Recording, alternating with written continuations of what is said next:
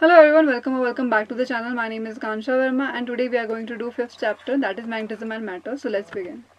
So first question, the energy of charged particle moving in a uniform magnetic field does not change. Why?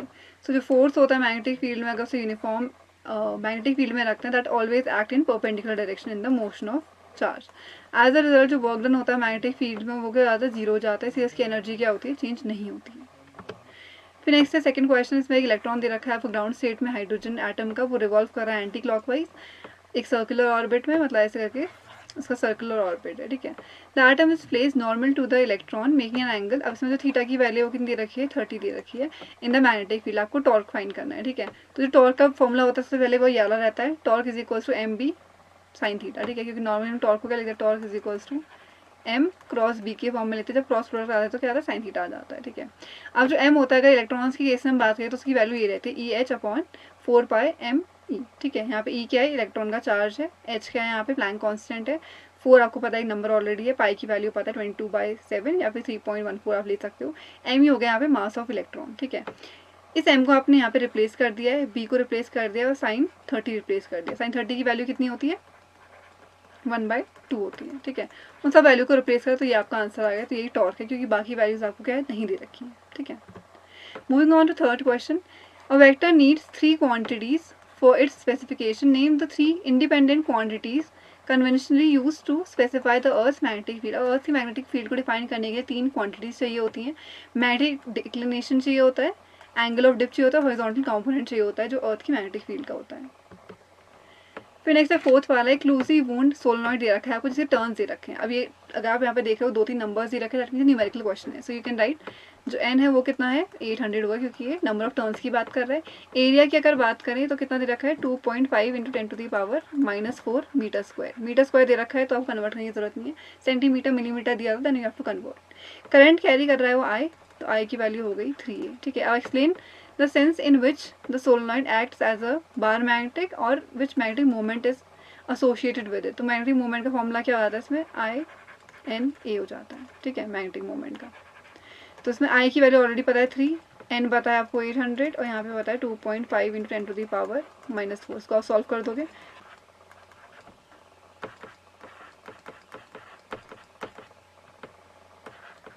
तो कितना आ जाएगा, इसका answer 0.6 आ जाएगा. ठीक है. पीछे वही कर रखा है, यहाँ पे वैल्यूज वगैरह ले रखे हैं, साथ में उसको सॉल्व यहाँ पे थ्योरी एक्सप्लेन कर रखी है. जो करंट कैरिंग कंडक्टर है solenoid that behaves as a bar magnet, because जो मैग्नेटिक फील्ड होती है वो डेवलप करती है अलॉन्ग एक्सियल लाइन करती है, अलॉन्ग इट्स लेंथ. ठीक है. तो ये इसका आंसर हो गया. Next moving on to fifth question. ये एनसीईआरटी है, कुछ क्वेश्चंस भी हैं, कुछ क्वेश्चंस प्रीवियस ईयर वाले हैं, कुछ इंपॉर्टेंट क्वेश्चन, दोनों कॉम्बिनेशन से ये पूरा सेट बना रखा है. The angle of dip at location in southern India is about 18 degree. What you expect a greater or smaller dip in Britain. ठीक है. तो एंगल ऑफ डिप होती है एंगल मेड बाय हॉरिजॉन्टल होता है by earth magnetic field lines. It depends on how far the point is located from the north और south pole. Since Britain is much closer to north pole than India, hence जो angle of dip होगी वो क्या होगी, greater होगी Britain में. The earth's field departs from its dipole shape substantial at large distance greater than 30,000 kilometer. What agencies may be responsible for this? ठीक है. Due to the presence of ionosphere, the Earth's magnetic fields depart from its dipole at larger length, that means higher than 30,000 kilometer. In the ionosphere, जो Earth का magnetic field होता है, that get modified because of magnetic field produced by the motion of ions. जो ionosphere होते हैं यहाँ पे काफ़ी सारे ions होते हैं, जिसकी वजह से क्या होता है, motion वगैरह होता है. ठीक है. फिर सेवंथ वाला now again you can see यहाँ बहुत सारे नंबर्स दे रखे, दैट मीन्स ये क्या न्यूमेरिकल पार्ट है. अगर यहाँ पे नंबर ऑफ टर्न्स दे रखे तो n कितना हो जाएगा, 16 हो जाएगा. रेडियस कितना हो जाएगा, 10 सेंटीमीटर, बट यू नो आपको मीटर में लेना होता है तो कितना हो जाएगा, 0.1 मीटर हो जाएगा. जो करंट है वो कितना हो रहा है, 0.75 एम्पियर हो रहा है. तो ये भी मैंने लिख दिया यहाँ पे. उसके बाद लिखा है a rest with the its normal plane to an external electric field of magnitude. तो इसमें इलेक्ट्रिक फील्ड कितनी दे रखी है आपको, 5 इंटू 10⁻⁻2 टेस्ला दे रखी है. ठीक है. तो उसके बाद दे रखा है the coil is free to turn about an axis in its plane perpendicular in the field of direction. When the coil is turned slightly and released, its oscillation is about a stable equilibrium. उसके बाद देखिए frequency दे रखी है. ठीक है. Frequency को कैसे लिखते हैं, न्यू से लिखते हैं. तो 2 सेकेंड इनवर्स दे रखी है आपको. आपको फाइंड करना है इसके लिए moment of inertia. Moment of inertia को किससे शो करते हो, आई से शो करते हो. ठीक है. तो यहाँ पे ये क्वेश्चन है, तो पहले आपको नंबर ऑफ टर्न लिख रखे हैं, यहाँ पे आर लिख रखा है, ठीक है। अब आपको सबसे पहले क्या कैलकुलेट करना पड़ेगा, इसके लिए एम कैलकुलेट करना पड़ेगा, ठीक है। अगर मोमेंट ऑफ इनर्शिया हमें निकालना है तो हमें क्या निकालना पड़ेगा, मैग्नेट मोमेंट निकालना पड़ेगा। तो मैग्नेट मोमेंट की अगर बात करें एन आई हो जाता है, हमने पहले भी फॉर्मूला करा था, एन की वैल्यू 16 हो गई और जो करंट की वैल्यू है वो क्या 0.75 दे रखी है ऑलरेडी, ये दोनों हो गए। अब एरिया अगर निकालना है हमें, रेडियस ऑलरेडी नोन है, दैट इज क्या है वो 0.1 मीटर है, तो यहाँ पे क्या देंगे पाई, अब वो सर्कुलर फॉर्म में तो पाई आर स्क्वायर हो जाएगा, तो ये आ जाएगा, ठीक है। तो यहाँ तक आपकी जो एम की वैल्यू है वो कितनी आ जाएगी 0.377 आ जाएगी। तो यूनिट क्या है जूल पर टेस्ला, तो ये आपकी यूनिट आ चुकी है। अब इसमें आपको क्या थी फ्रीक्वेंसी भी दे रखी थी, तो फ्रीक्वेंसी और उसका अगर हम रिलेशन निकालें तो ये होता है, फ्रीक्वेंसी इज इक्वल्स टू क्या होता है 1/2π√mv/i। नाउ यू नो, अब आपको निकालना क्या है, आई निकालना है, तो उसके हिसाब से आप क्या करोगे, इसमें स्क्वायर कर दो, स्क्वायर करोगे तो फ्रीक्वेंसी का स्क्वायर, तो यहाँ पे 1/4π का स्क्वायर, फिर यहाँ पे आ जाएगा mv/i आ जाएगा। फ्रीक्वेंसी को f से भी शो करते हैं, न्यू से भी शो करते हैं, तो आपको जो कन्वीनियंट लगता है वही आप फॉलो करना, ठीक है। तो अगर आई को अगर हमें सॉल्व करना है तो क्या हो जाएगा, आई की value I is equals to क्या हो जाएगा, ऊपर चला जाएगा, तो हो जाएगा mv/4π स्क्वायर फ्रीक्वेंसी का स्क्वायर। तो यहाँ पे m की वैल्यू पता है, b की वैल्यू पता है, फ्रीक्वेंसी पता है, 4 एक नंबर है, पाई का स्क्वायर कर दोगे, जब इसको सॉल्व कर दोगे आपका आंसर क्या आ जाएगा, जो भी नंबर आएगा आपका आंसर हो जाएगा। दैट मीन आंसर क्या आ रहा है 1.19 × 10⁻⁻4 किलोग्राम मीटर स्क्वायर, ठीक है। तो ये आपके पास क्या हो जाएगा, आंसर हो जाएगा, ठीक है। फिर नेक्स्ट क्वेश्चन है 8th वाला, what happens if a bar magnet is cut into 2 pieces, ठीक है। पहले आपको निकालना है अलोंग इट्स लेंथ काट रहे हैं, ट्रांसवर्स कर रहे हैं उसके टू इट्स लेंथ, और दूसरा क्या कर रहे हैं along its length. Either of the cases में क्या होगा, वन गेट्स 2 मैग्नेट, ठीक है। अगर काटेंगे उसको तो बेसिकली वो नॉर्थ और साउथ पोल में क्या होगा, डिस्ट्रीब्यूट हो जाएगा। ईच मैग्नेट का क्या होगा, एक नॉर्थ पोल होगा और एक साउथ पोल होगा। Of course the magnetic movement of each piece is lesser than the original bar, जितना उसे हम काटते रहेंगे उसका उतना जो मैग्नेटिक मूवमेंट है, जो उसकी स्ट्रेंथ है वो क्या होगी, डिक्रीज होती रहेगी। बट अगेन जब भी हम पीसेस में डिस्ट्रीब्यूट करेंगे नॉर्थ और साउथ पोल में हमेशा बटेगा, ठीक है। फिर नेक्स्ट आता है गॉस लॉ इन मैग्नेटिज्म। एक गॉस लॉ होता है आपके इलेक्ट्रिक फील्ड वाले में जो आपने पढ़ रखा है, एक मैग्नेटिक फील्ड में भी होता है, ठीक है। तो according to Gauss law of for magnetism, जो नेट मैग्नेटिक फ्लक्स होता है पास थ्रू एनी सर्फेस वो क्या रहता है, 0 रहता है। अगेन यहाँ पे हमने जैसे गॉस लॉ में था इलेक्ट्रिक फील्ड वाले में क्लोज सरफेस होता है, वैसे यहाँ पे भी क्या है क्लोज सरफेस है, और जो इंटीग्रेशन का साइन होता है क्लोज सरफेस के लिए दिखा रखा है। यहाँ पे दोनों में आप क्या लिखोगे, वेक्टर का साइन लिखोगे, ठीक है। Gauss theorem in magnetism signifies that the fact no isolated magnetic monopole exist, मतलब जो भी मैग्नेट होगा उसमें नॉर्थ और साउथ पोल होंगे, एक सिंगल पोल नहीं रहेगा, नॉर्थ सी नॉर्थ एग्जिस्ट नहीं करेगा, सिमिलरली साउथ ही अकेले एग्जिस्ट नहीं करेगा, there will be always a pair. And the simplest magnetic element is the magnetic dipole और द करंट कैरिंग लूप, जो क्या करता है डायपोल की तरह बिहेव करता है। Thus there is no source और sink of magnetic field inside the close surface, इसलिए जो हमारा जो फ्लक्स है वो क्या आ रहा है, 0 आ रहा है।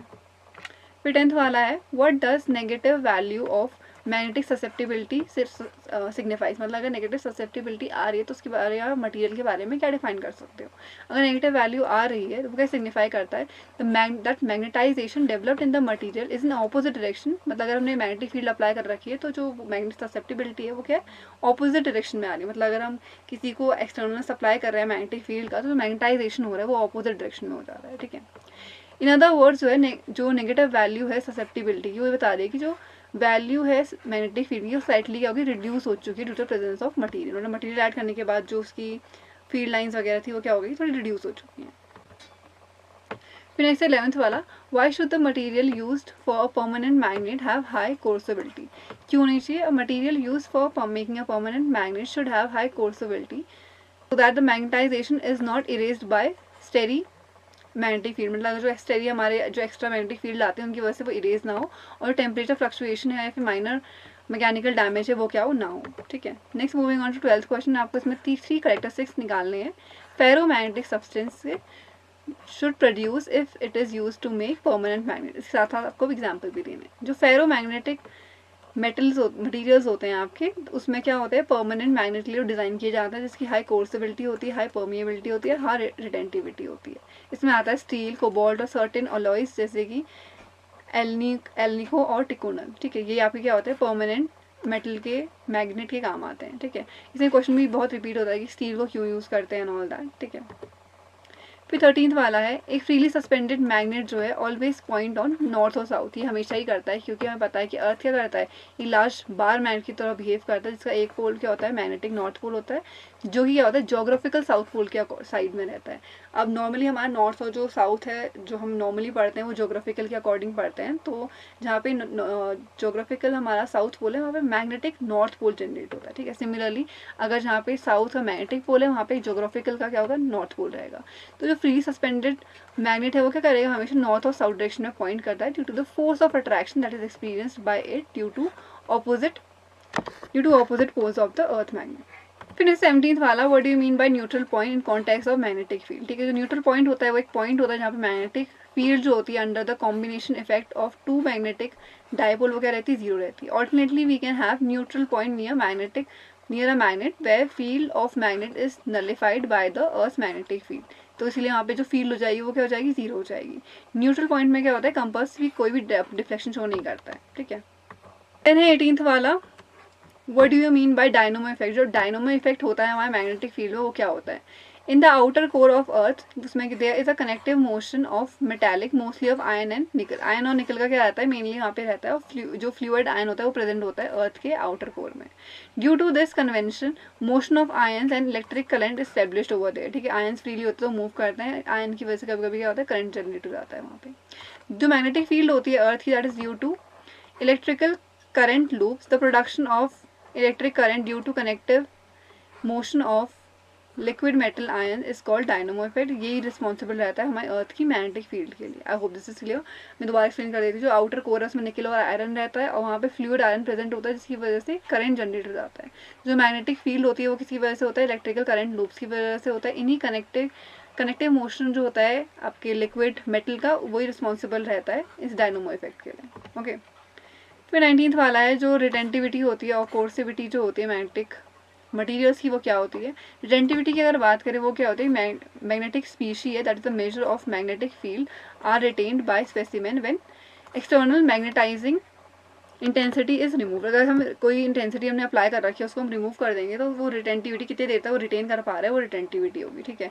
उसी की ऐसा यूनिट क्या होती है, टेस्ला होती है एज नो। जो कोर्सिविटी होती है वो क्या होती है, मैग्नेटिक स्पीशी की that is the measure of magnetic intensity required in opposite direction so that can destroy magnetic field. अब पहला वाला रिटेंटिविटी मतलब कितनी देर तक उसको रिटेन कर रहा है। अब कोर्सिविटी क्या उसका ऑपोजिट है, मतलब वो जितनी मैग्नेटिक फील्ड उसमें है उसे कैसे डिस्ट्रॉय कर सकता है, ठीक है। इसकी यूनिट क्या आती है, एम्पियर पर मीटर आती है।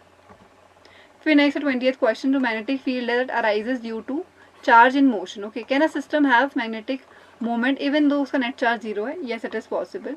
ऑल्दो हमारा जो नेट चार्ज है वो जीरो रहेगा बट जो नेट मैग्नेटिक डायपोल मूवमेंट है due to various case may not be zero, ठीक है। जो पैरा और फेरो के वो मटेरियल्स होते हैं वो इसका एग्जाम्पल है। नेट चार्ज वहाँ पे क्या होता है, पैरामैग्नेटिक में जीरो होता है बट उनका डायपोल मूवमेंट क्या होता है, एग्जिस्ट करता है। ओके, द नेक्स्ट है 21st question, what should be qualities of ferromagnetic materials for obtaining electromagnet। अगर इलेक्ट्रोमैग्नेट आप ऑब्टेन करना चाहते हो उसमें क्या क्वालिटी होनी चाहिए। Ferromagnetic material being used to design and electromagnetic should have high permeability. क्या होती है, परमिएबिलिटी हाई होनी चाहिए, रिटेंटिविटी लो होनी चाहिए और लो कोर्सिविटी होनी चाहिए। Moreover if the electromagnet has to go through AC cycle magnetism for a long time, the hysteresis curve of paramagnetic material being used must be narrow। उसके बाद जो hysteresis कर्व आता है वो भी क्या होना चाहिए, नैरो होना चाहिए, सो दैट जो मैग्नेट एनर्जी है वो डिसिपेट क्या होगी, डिसिपेशन जो होगा उसका स्मॉल रहेगा। Okay, so that's it for today's video. Please like share subscribe and I will see you in my next video.